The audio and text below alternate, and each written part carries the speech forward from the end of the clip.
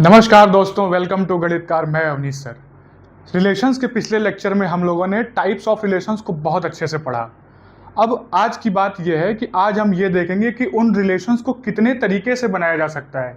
कहने का मतलब यह है कि आज हम number of reflexive relation, number of symmetric relation और नंबर ऑफ आइडेंटिटी रिलेशन पढ़ेंगे। ठीक है। और लेक्चर के एंड में हम ये भी देखेंगे कि क्या कोई ऐसी भी कंडीशन होती है जहां पर नल रिलेशन, आइडेंटिटी रिलेशन और यूनिवर्सल रिलेशन सेम हो जाते हैं। तो देखते हैं, आज का लेक्चर बहुत ही इंटरेस्टिंग होने वाला है। आइए देखते हैं। ठीक है। तो मैंने जैसा क्या कहा कि हम लोग देखने वाले हैं आज नंबर ऑफ रिलेशंस। तो पहला हम लोग देखते हैं number of identity relation.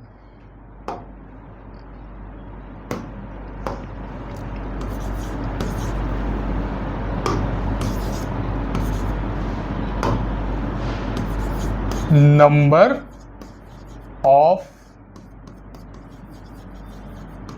Identity relation.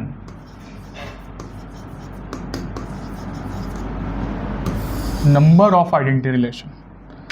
तो बात यह है, मैं अगर आपसे ये कहूं कि कोई सेट है तो उसमें कितने number of identity relations possible होंगे अगर उसमें n एलिमेंट्स हैं तो ठीक है, पहले हम लोग एग्जांपल लेके देखते हैं। ठीक, मान लिया एक एग्जांपल लेते हैं हम लोग कि कोई सेट है 1 2 3।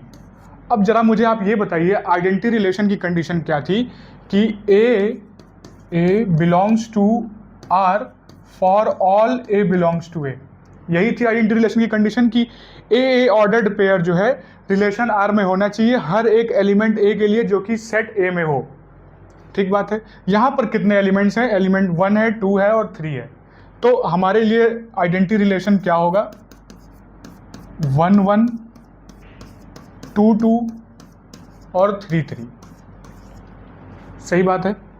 अब ये बताइए, क्या इसमें हम कोई और एलिमेंट जोड़ सकते हैं? नहीं जोड़ सकते। आइडेंटिटी रिलेशन बाय डेफिनेशन ही यही है। क्या इनमें से कोई हम हटा सकते हैं? नहीं हटा सकते। इसका मतलब हमारे पास कोई चॉइस नहीं है सिवाय इस बात के कि ये तीनों के तीनों 1 के लिए, 2 के लिए और 3 के लिए, सबके लिए ये ऑर्डर्ड पेयर रिलेशन में पड़े हों। उसी तरीके से अगर n एलिमेंट्स हैं सेट में तो उन n एलिमेंट्स के लिए हर एक का इस फॉर्म वाला ऑर्डर्ड पेयर रिलेशन में पड़ा होना चाहिए। इसका मतलब पर्टिकुलर सेट के लिए आइडेंटिटी रिलेशन कितना हो जाता है? नंबर ऑफ आइडेंटिटी रिलेशन कितना हो जाएगा?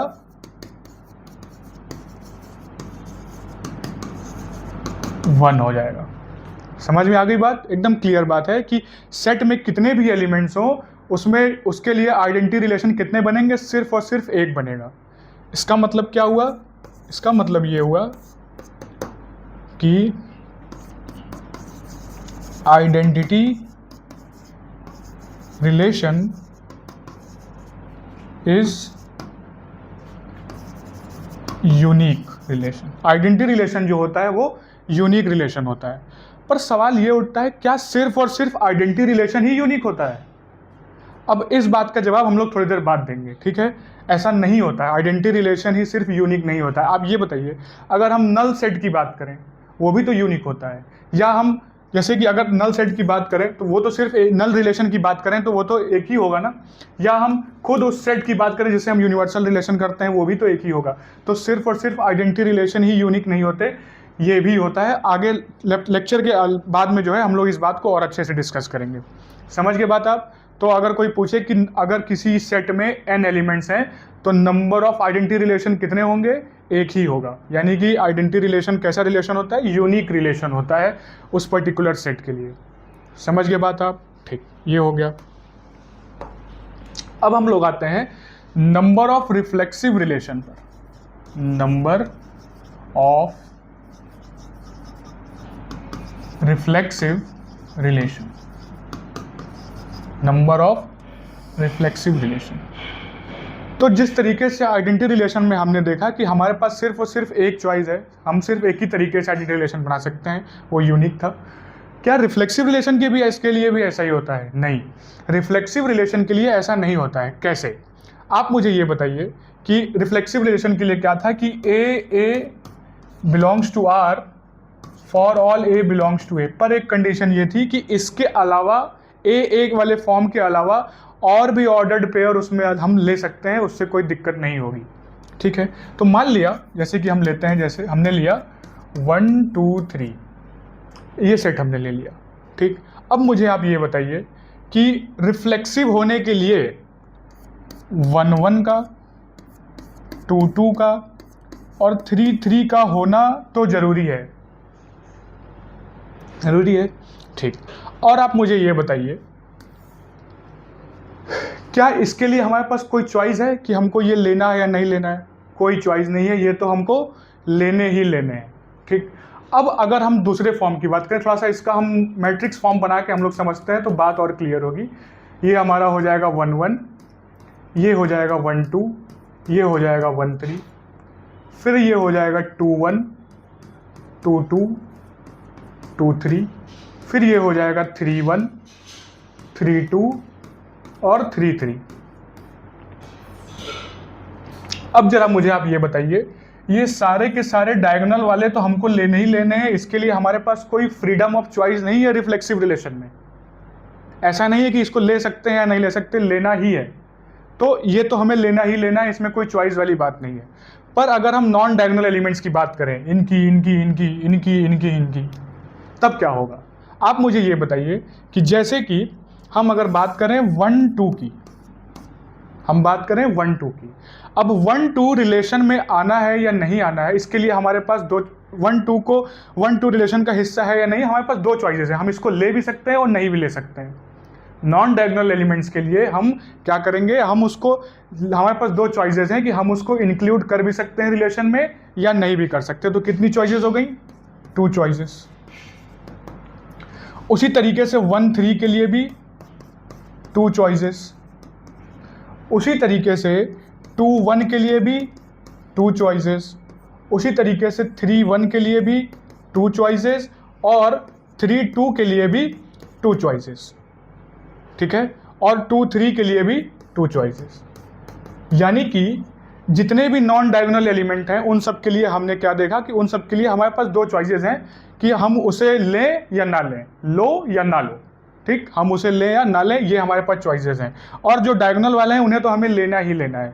तो मुझे आप ये बताइए, अब थोड़ा सा हमने क्या कहा कि जब हम नॉन डायगोनल की बात करेंगे तो उन्हें हम लें या ना लें, ये वाली बात है। तो हमको क्या क्या मिला था?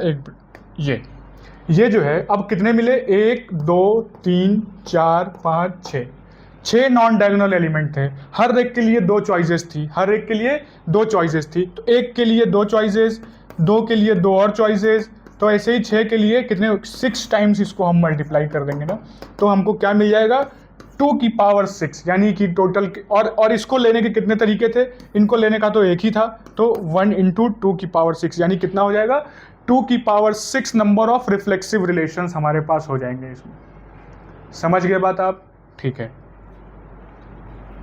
अच्छा, आप चाहें तो अब एक बात समझिए, इसका अगर हम जनरल फॉर्म करके देखें, मैंने क्या कहा, मान लिया कि किसी सेट ए में n एलिमेंट्स हैं, किसी सेट ए में n एलिमेंट्स हैं, तो A cross A Cartesian product A में n स्क्वायर एलिमेंट्स होंगे। ठीक, तो टोटल नंबर ऑफ एलिमेंट्स कितने हुए? टोटल नंबर ऑफ एलिमेंट्स हैं हमारे पास n square. Total diagonal elements हैं हमारे पास n। तो हमारे पास नॉन डायगोनल एलिमेंट कितने हो गए? Total non diagonal elements, total number of non diagonal elements अपने पास हो गए n square minus n, n square minus n। तो अब ये बताइए, अगर हमारे पास टोटल, फिर से मैं यहां लिख देता हूं, 1 1 1 2 1 3 2 1 2 2 2 3 3 1 3 2 3 3। तो मुझे आप ये बताइए, n स्क्वायर माइनस n जो है नॉन डायगोनल एलिमेंट्स हैं, हर एक के लिए 2 चॉइसेस हैं। तो n square minus n non diagonal elements के लिए कितनी चॉइसेस हो जाएंगी? 2 की power n square minus n, यानी कि total number of reflexive relation कितने हो गए? 2 to the power n square minus n। ये हमारा फॉर्मूला आ गया। समझ गए बात आप? ठीक है, एक बार फिर से समझ लीजिए। हमने क्या कहा इस तरीके से जो हमारा सेट था इसमें 3 एलिमेंट थे 1 2 3, 1 1 2 2 3 3 को होना ही पड़ेगा, ये तो रेस्ट्रिक्शन है, यानी डायगोनल एलिमेंट्स का होने के लिए रेस्ट्रिक्शन है हमारे पास, उसके लिए फ्रीडम ऑफ चॉइस नहीं है। लेकिन जितने भी नॉन डायगोनल एलिमेंट्स हैं उनके लिए हमारे पास फ्रीडम ऑफ चॉइस है इस बात की कि हम उस पर्टिकुलर ऑर्डर्ड पेयर को, नॉन डायगोनल वाले को ले भी सकते हैं रिलेशन में और नहीं भी ले सकते हैं। तो ऐसे ही टोटल कितने थे, 6 थे।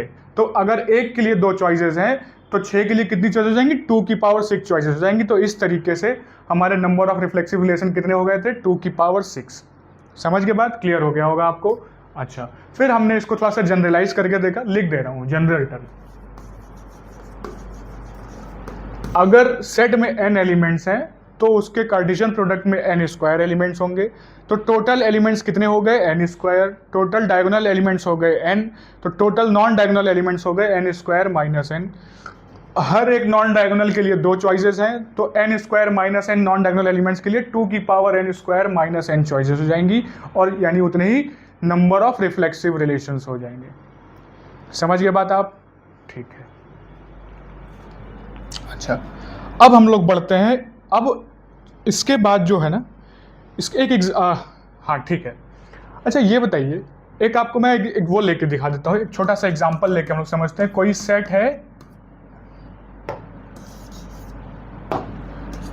सेट है, जिसमें 2 एलिमेंट्स है ना, थोड़ा सा इसका ये छोटा सेट है तो इसके सारे रिलेशंस दिखाना आसान होगा, तो और बात क्लियर हो जाएगी।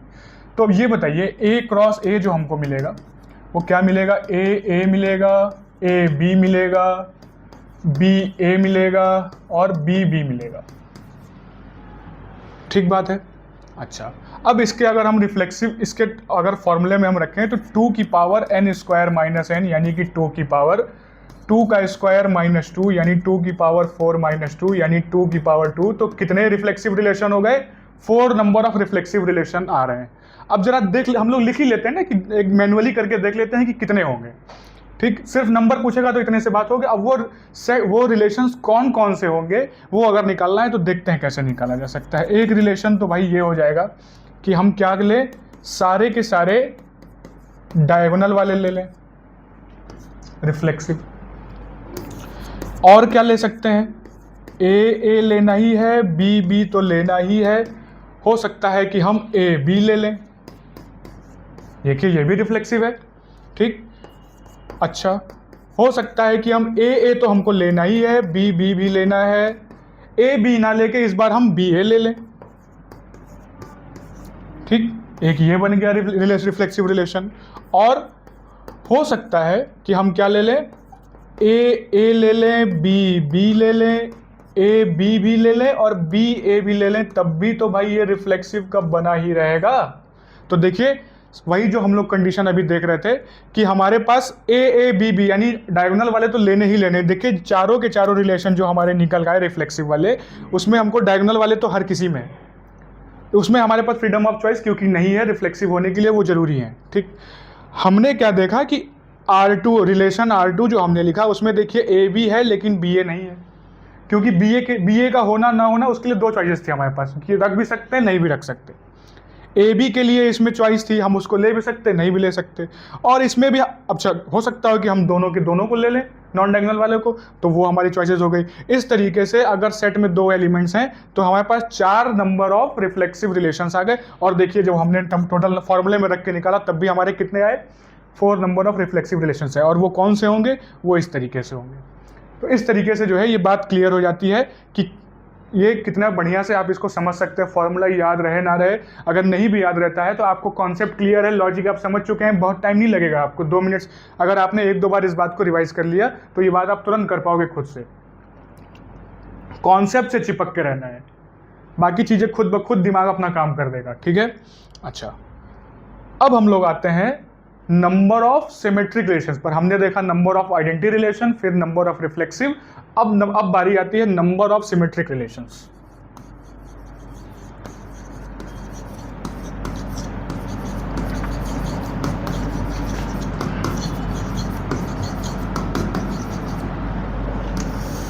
नंबर ऑफ सिमेट्रिक रिलेशंस, जब नंबर ऑफ सिमेट्रिक रिलेशंस की हम बात करते हैं, देखिए अब असली मैजिक तो यहीं पर है। वो तो रिफ्लेक्सिव आइडेंटिटी की बात हो गई, पर जो असली मज़ा और मैजिक है वो सिमेट्रिक रिलेशंस में ही है। आप मुझे ये बताइए, सिमेट्रिक रिलेशन होने के लिए क्या होता है कि अगर ए बी रिलेशन में है तो बी ए जो है वो भी रिलेशन में होना चाहिए, यानी सिमेट्रिक अगर है तो ये दोनों के दोनों साथ में होंगे। ठीक है, इसका मतलब क्या हुआ कि हम इनमें से किसी एक को नहीं ले सकते, अगर एक है तो दूसरे का होना जरूरी है सिमेट्रिक होने के लिए।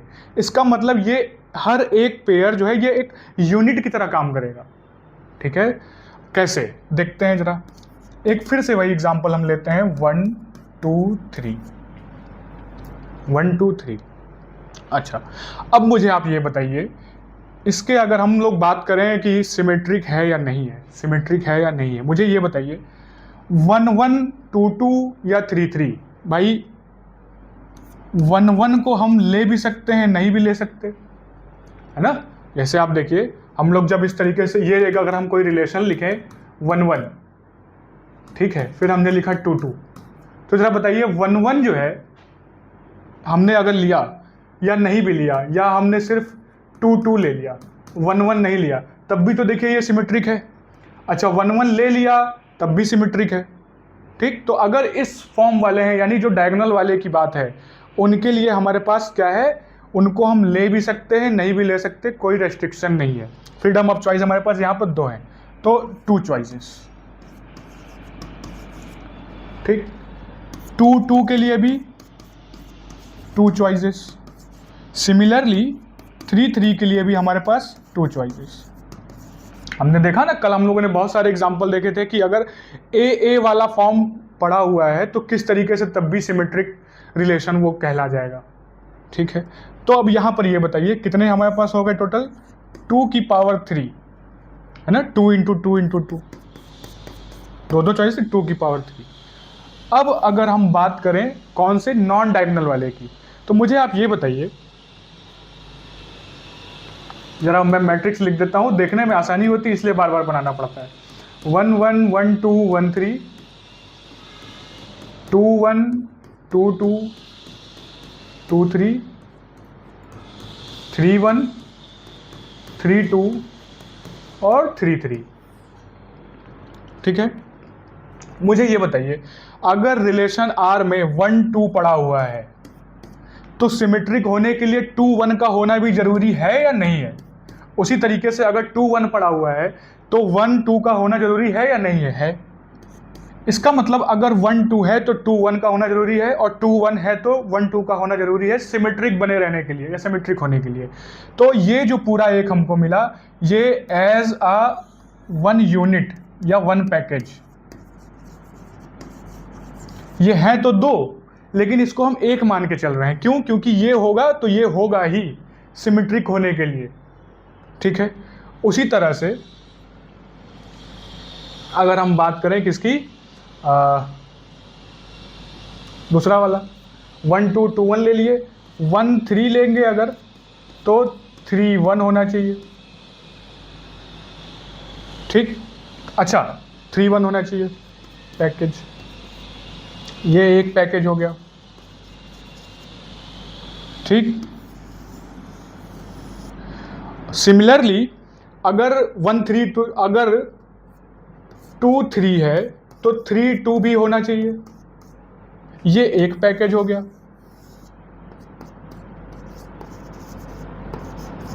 तो देखिए ये जो नॉन डायगोनल वाले हैं, ये सारे के सारे एक एक पैकेज की तरह बिहेव कर रहे हैं या नहीं कर रहे हैं।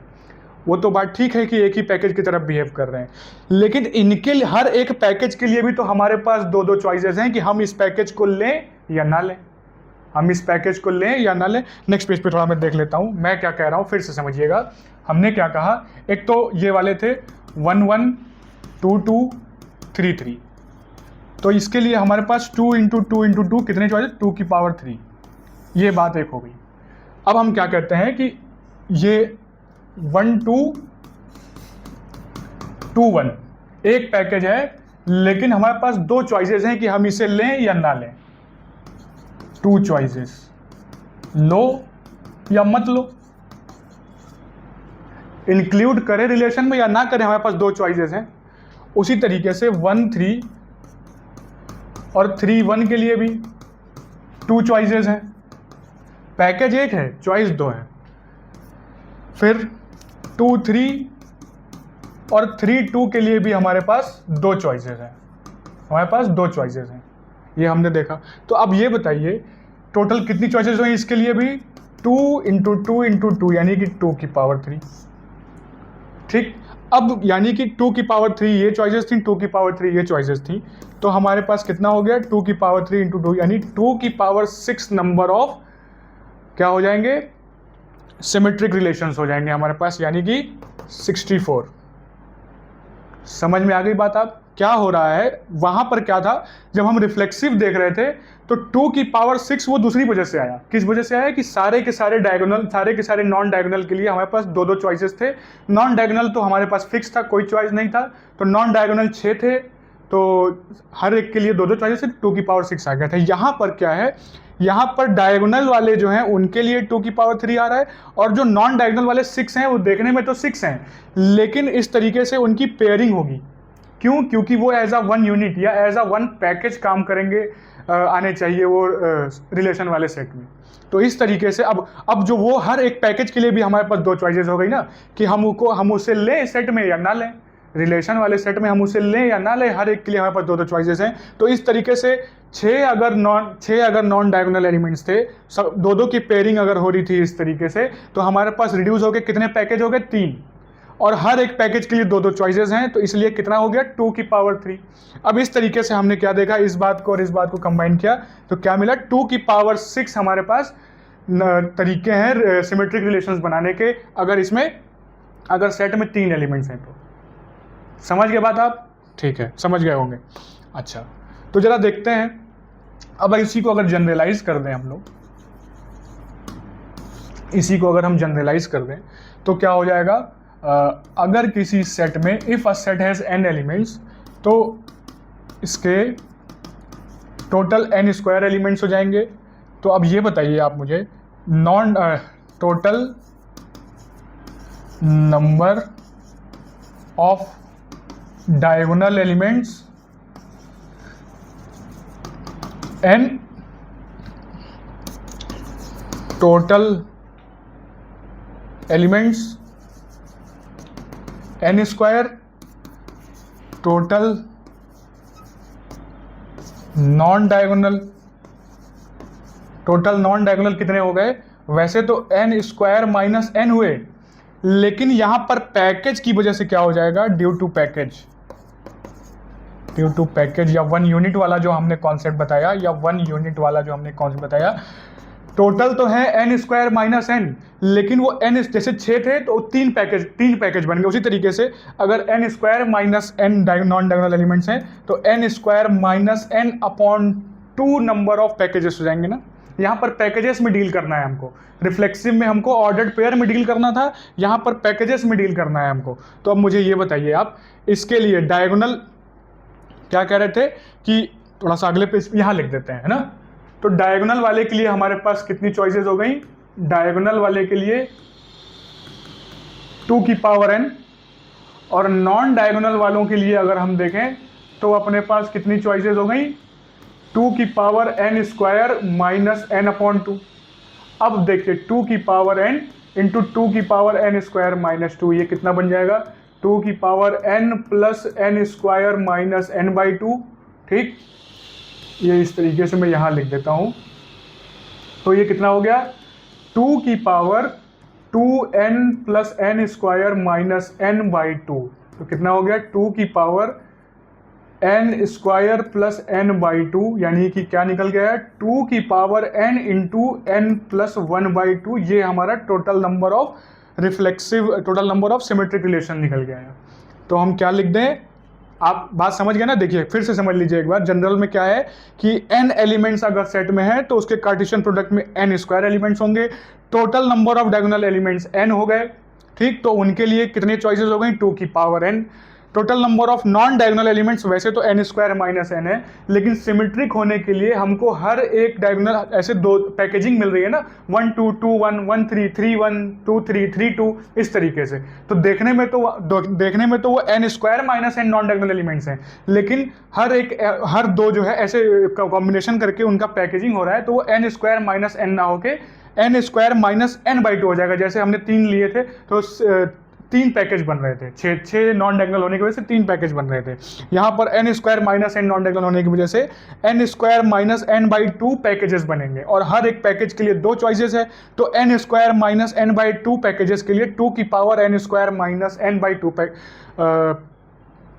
चॉइसेस हो गई। इस तरीके से 2 की पावर n इंटू 2 की पावर n, टोटल चॉइसेस हमारे पास कितना निकल के आ गया, ये 2 की power n into n plus 1/2। मैं नेक्स्ट पेज पर फिर से लिख दे रहा हूँ, देखिए थोड़ा सा क्लियर देख लीजिए क्या मैंने बोला कि 2 की पावर n इंटू 2 की power n square minus n/2, तो 2 की power n plus n square minus n/2, 2 की power 2n plus n square minus n/2, 2 की power n square plus n/2, तो ये कितना हो जाएगा 2 की power n into n plus 1/2। Clear हो गया। तो हमने क्या देखा कि if set has n elements then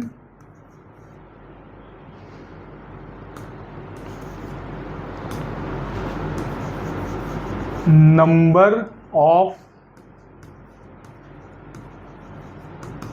symmetric relations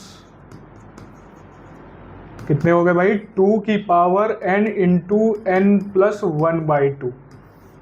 ठीक, इस तरीके से आप इसको ध्यान रख सकते हैं। समझ गए आप बात? ठीक है, तो फिर से एक बार जरा मैं आपको डिफ्रेंशिएट कर देता हूँ। रिफ्लेक्सिव में क्या था, रिफ्लेक्सिव में हमको डायगोनल वाले तो लेने ही लेने हैं, ठीक, कोई चॉइसेस नहीं थी। अब कोई चॉइस नहीं थी तो वो तो फिक्स हो गया मामला। नॉन डायगोनल वाले के लिए हमारे पास n square minus n elements बन रहे थे, तो हर एक के लिए ऑर्डर्ड पेयर बन रहे थे, हर एक के लिए 2 चॉइसेस थी, तो 2 की power n square minus n। ठीक, सिमेट्रिक में हमने क्या देखा कि हम डायगोनल वाले को ले भी सकते हैं और नहीं भी ले सकते हैं। तो अगर n अगर डायगोनल एलिमेंट्स हैं तो 2 की पावर n चॉइसेस हो गई डायगोनल वाले के लिए। अब बात आती है उसी में नॉन डायगोनल वालों की, तो मैंने बताया कि नॉन डायगोनल एलिमेंट्स पैकेजिंग में आते हैं, एक यूनिट की तरह काम करेंगे। जैसे अगर 1 2 लेना है तो 2 1 हम लेंगे ही लेंगे सिमेट्रिसिटी होल्ड करने के लिए। ठीक, तो उनको 2 ना मान के हम एक यूनिट मानेंगे। तो इस तरीके से अगर n square minus n non diagonal elements है तो पैकेज कितने बने, n square minus n upon 2।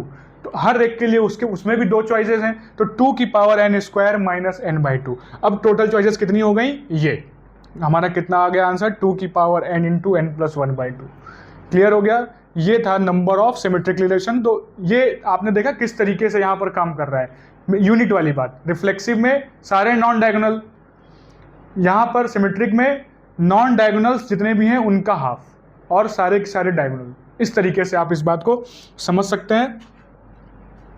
ठीक, अब रही बात ट्रांजिटिव रिलेशन की, तो देखिए टू बी फ्रैंक, अगर हम लोग ट्रांजिटिव रिलेशन की बात करें तो उसमें तो इतनी सारी चॉइसेस आ जाती हैं कि हर एक ऑर्डर्ड पेयर दूसरे ऑर्डर्ड पेयर पर होने के लिए डिपेंड कर रहा है। देखते हैं, थोड़ा सा समझिए क्या कह रहे हैं। ट्रांजिटिव की जब हम बात कर रहे थे,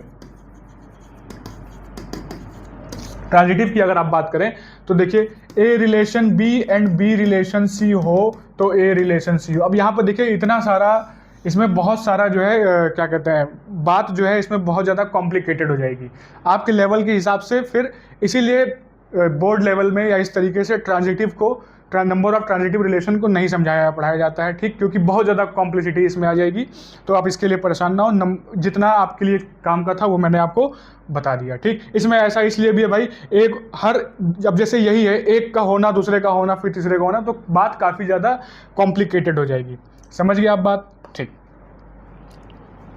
तो हम लोगों ने नंबर ऑफ आइडेंटिटी रिलेशन देखा, नंबर ऑफ रिफ्लेक्सिव रिलेशन देखा, फिर नंबर ऑफ सिमेट्रिक रिलेशन देखा। अब थोड़ी सी और इंटरेस्टिंग बात हम लोग करते हैं। ठीक है, मुझे आप ये बताइए, मैं अगर आपसे ये कहूँ कि कोई सेट है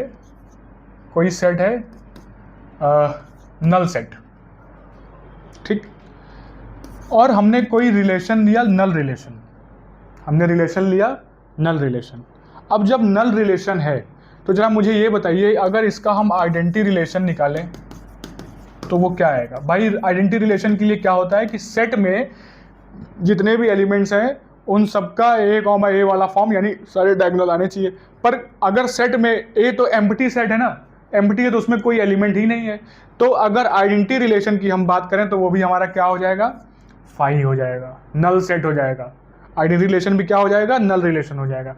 तो हम क्या देख सकते हैं कि अगर, क्योंकि कंडीशन वायोलेट ही नहीं हो रही है, अगर कोई एलिमेंट ही नहीं है तो कोई कंडीशन वायोलेट हो ही नहीं रही है, तो हमने क्या देखा कि अगर कोई सेट एम्प्टी सेट है तो उसके लिए क्या होगा?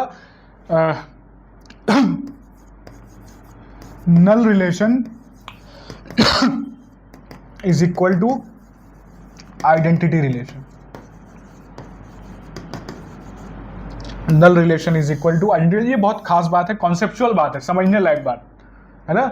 ये कॉन्सेप्ट बिल्डिंग के लिए देखिए कितना अच्छा है। क्या मैंने बोला कि अगर कोई नल सेट है और हमने कोई नल रिलेशन लिया तो आइडेंटिटी रिलेशन भी नल सेट ही होगा। ऐसा क्यों?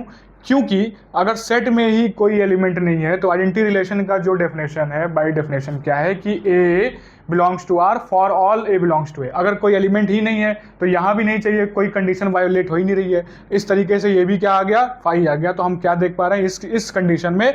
नल relation is equal to identity relation. ठीक। अब मुझे आप एक बात और बताइए, अगर ए ही फाई है तो भाई ए क्रॉस ए भी हमको क्या मिलेगा? फाई मिल जाएगा, है ना। तो एक चीज हम क्या देख पा रहे हैं कि null relation is equal to identity relation is equal to universal relation, is equal to universal relation. ये कौन सा रिलेशन होता है? यूनिवर्सल रिलेशन होता है। ए क्रॉस ए यूनिवर्सल रिलेशन होता है। तो अगर आप इज इक्वल टू फाइव, ठीक। अगर एम्प्टी सेट है तो नल रिलेशन, आइडेंटिटी रिलेशन और यूनिवर्सल रिलेशन तीनों के तीनों बराबर होंगे और वो फाइव के बराबर होंगे। समझ में आ गई बात? तो एक गणितकार सरप्राइज फैक्ट आप लिख सकते हैं। क्या गणितकार सरप्राइज फैक्ट क्या है कि अगर एम्प्टी सेट है तो वहां पर मैथमेटिक्स के तीन बड़े रिलेशंस जैसे कि नल रिलेशन, आइडेंटिटी रिलेशन और यूनिवर्सल रिलेशन तीनों सेम हो जाते हैं। ठीक। क्या मैंने बोला कि if the set is empty set then the relations such as null relation, identity relation and universal relation are same। अगर सेट नल सेट है तो नल रिलेशन, आइडेंटिटी रिलेशन और यूनिवर्सल रिलेशन तीनों क्या हो जाते हैं? तीनों सेम हो जाते हैं। बात समझ में आ गई आपको? ये बहुत ही अच्छी बात है, इसको आप ध्यान रखें, कॉन्सेप्चुअली बहुत अच्छा है। अच्छा, उम्मीद है आपको आज का लेक्चर अच्छा लगा होगा। जो आज का लेक्चर है, अच्छा एक इस चीज़ को हम लोग परम्यूटेशन एंड कॉम्बिनेशन से भी समझ सकते थे, तो फ्यूचर में कभी हम लोग परम्यूटेशन कॉम्बिनेशन पढ़ेंगे तो वहाँ पर उस तरीके से भी हम इन सारे फॉर्मूलेस को प्रूव कर सकते हैं। तो हमने क्या देखा कि मैथमेटिक्स में हम लोग फार्मूला याद नहीं कर रहे हैं, हम लोग फार्मूला बना रहे हैं। जो असली मैथमेटिक्स पढ़ने वाले होते हैं वो फार्मूला बना दिया करते हैं, जैसे आज हम लोगों ने बनाया। ठीक। अच्छा, अगर एक बात और थोड़ा सा हम लोग रिकैप कर देते हैं। ठीक है, हम लोगों ने क्या देखा? Identity relation, number of identity relation एक होता है, नंबर ऑफ रिफ्लेक्सिव रिलेशन। अगर सेट ए में n एलिमेंट्स हैं तो number of identity relation 1, number of reflexive relation 2 की power n square minus n, और नंबर ऑफ सिमेट्रिक रिलेशन 2 की power n into n plus 1/2। ठीक, इस तरीके से हम लोगों ने देखा।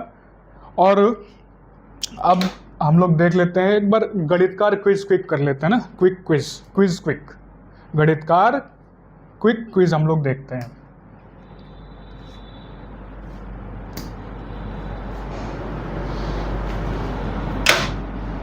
ये जो भी लेक्चर्स हम लोगों की चल रहे रिलेशन के, ये बहुत ज़्यादा कॉन्सेप्चुअली इंपॉर्टेंट है। आप इनको बहुत अच्छे से पढ़िए, बार बार वीडियो देखिए, रिवाइज करिए। ठीक है, कह रहा है if set A has n elements how many identity relations can be defined on A. अभी बताया कितने भी एलिमेंट्स हो सेट में ये आइडेंटिटी रिलेशन यूनिक होता है।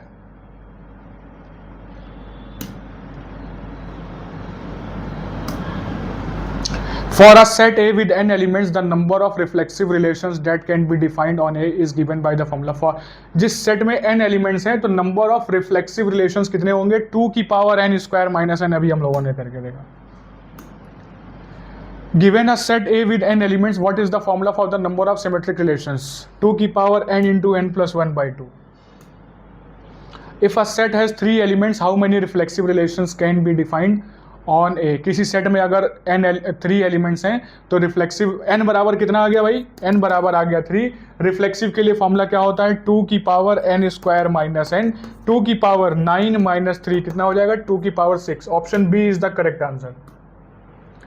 Consider a set A with 2 elements. How many symmetric relations can be defined on A? अगर 2 एलिमेंट्स हैं, n बराबर 2, फॉर्मूला क्या होता है, 2 की power n into n plus 1 by 2, तो क्या हो जाएगा 2 की पावर 2 इंटू 3 बाई 2, 2 कट गया, 2 की power 3। Option B is the correct answer. ठीक, तो सारे के सारे हम लोगों के ऑप्शन सही हैं, हम लोगों ने देखा। अब मैं आपसे एक बात पूछता हूं, जरा आप सोचिएगा कि क्या आइडेंटिटी रिलेशन ही सिर्फ और सिर्फ यूनिक रिलेशन होता है किसी भी सेट के लिए?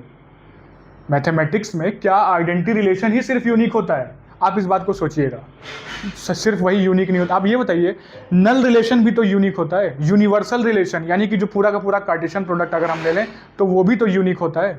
तो इस तरीके से हम ये नहीं कह सकते कि आइडेंटिटी रिलेशन ही सिर्फ और सिर्फ यूनिक होता है। आइडेंटिटी रिलेशन यूनिक होता है अपनी पर्टिकुलर सेट और उस डिफिनेशन के लिए, लेकिन बाय डेफिनेशन जो है अगर अब देखा जाए तो नल रिलेशन और यूनिवर्सल रिलेशन भी यूनिक होते हैं।